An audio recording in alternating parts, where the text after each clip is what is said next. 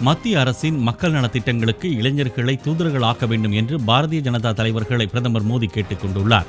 நாடாளுமன்ற பாரதிய ஜனதா கட்சியின் கூட்டம் டெல்லியில் நடைபெற்றது. கூட்டத்தில் பேசிய பிரதமர் மோடி, பாரதிய ஜனதா தலைவர்கள் மத்திய அரசின் மக்கள் நலத்திட்டங்களை இளைஞர்கள் மூலம் மக்களிடம் கொண்டு செல்ல வேண்டும் என்று கேட்டுக்கொண்டார். அந்த வகையில் மக்கள் நலத்திட்டங்களுக்கு இளைஞர்களை தூதர்களாக ஆக்க வேண்டும் என்றும் அவர் கூறினார். அத்துடன் பீம் செயலியை பயன்படுத்தி மின்னணு பண பரிமாற்றத்தை ஊக்குவிக்கும் வகையில் மக்களிடம் பிரச்சாரம் மேற்கொள்ள வேண்டும் என்று வலியுறுத்தினார். மத்தியில் பாரதிய ஜனதா அரசு பதவியேற்று 3 ஆண்டுகள் நிறைவடைவதையொட்டி எம்பிக்கள் தங்கள் யோசனைகளை தெரிவிக்க வேண்டும் என்றும் மக்களிடம் சென்று மத்திய அரசின் நலத்திட்டங்களை தெரிவிக்க வேண்டும் என்றும் மோடி கேட்டுக்கொண்டார்.